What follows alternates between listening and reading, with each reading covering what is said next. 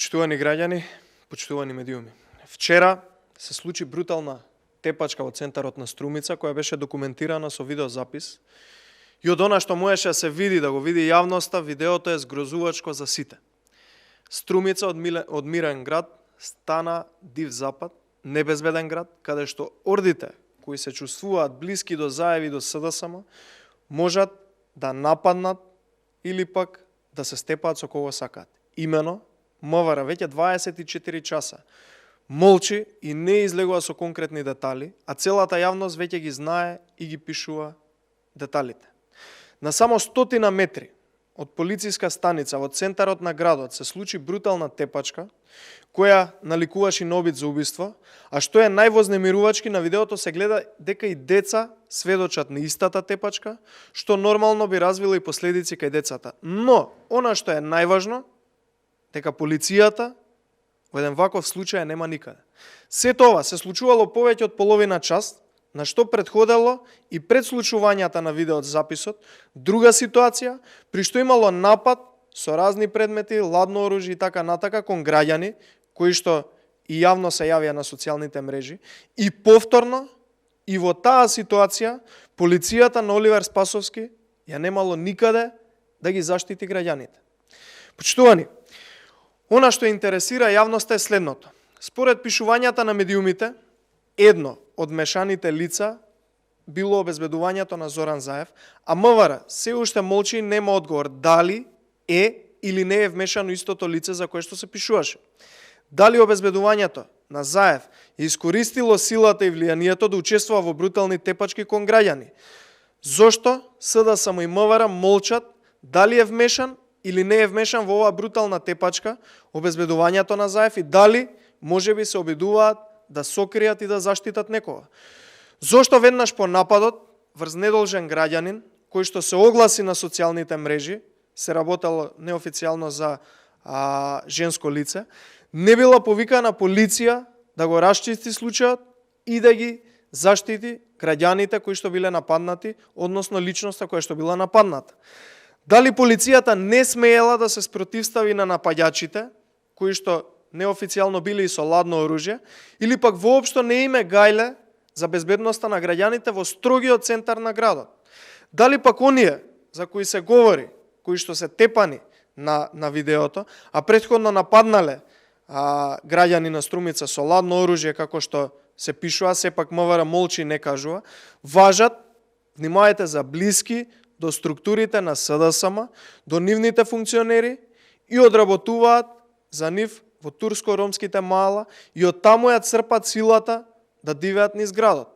Неофицијално, според пишувањата на луѓето по социјалните мрежи, се работело за лица блиски до СДСМ и функционерите на СДСМ од Струмица. Едно е сигурно, а тоа е дека Струмица, но и останатите градови се небезбедни за живење и стана како дивиот запад. Секој може да извади оружје било каде, било какво оружје, секој може секого да нападне, а сето тоа како резултат на силата која што ја добиваат од Заев и СДСМ и подреденоста на полицијата кон криминалот и подземјото. Пред само неколку месеци имаше иста ваква тепачка која што беше објавена на социјалните мрежи пред болницата.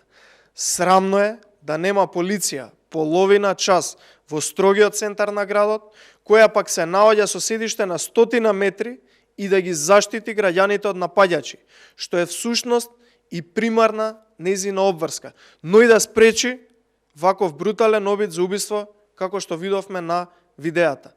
Затоа, најпрво им треба одговори од МВР и СДСМ за сите овие поставени прашања, дали имало инволвирани од обезбедувањето на Заев, на кој начин и како, а потоа да се сноси одговорност и оставки од надлежните лица кои што го дозволија сето ова и кои што на некој начин стимулираат ваков начин на функционирање и небезбедност, а се наоѓаат во владата.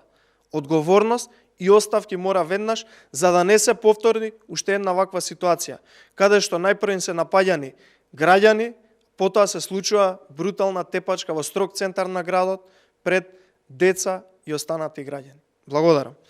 Сега би сакал да одговорам на две прашања кои што беа поставени од медиумите до прес-центарот. Најпрвин, економист објави дека Република Македонија на трето место во светот од прекумерна смртност. Коментар за ова. Конкретно во оваа вест се работи за прекумерна смртност и од ковидот.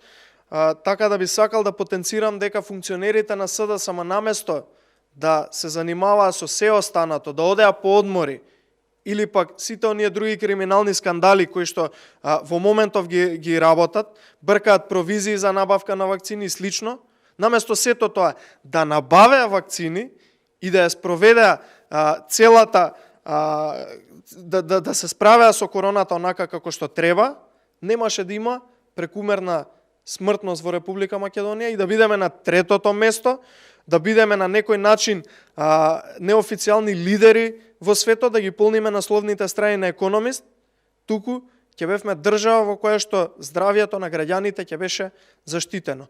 Но, наместо заштитата и грижата за здравието на граѓаните, функционерите од власта, од СДСМ, министрите, поважно им е да бркаат провизии, и тоа внимавајте, провизии на набавка на вакцини, поважно им е да земат одмори и да одат да одмараат на екзотични места, поважно им е да бркаат тендери и да влегуваат во коруптивни скандали, отколку здравието на граѓаните. Од ова функционирање на владата на СДСМ, затоа сме на трето место по прекумерна смртност во светот, а ако продолжат вака, внимавајте, за жал, може би ќе бидеме и први во светот, бидејќи сите други држави се борат против пандемијата, само функционерите од власта кај нас во Република Македонија одат на одмор. Благодарам. Второто прашање. Телевизија Телма, коментар за средба на Тодоров и Груевски, дали ова може да се толкува како подготовка за превлас? Видете, најпрви немам инфо дали се сретнале или не Тодоров и господинот Груевски, но внимавајте, секаков обид на Зоран Заев за превласт во ВМРО ДПМН заврши со откажувањето на нелегитимниот конгрес. Така да, ВМРО ДПМН во моментов е реформирано, а сите оние иницијатори и уценети сега се тек околу вратот на Зоран Заев. Благодарам.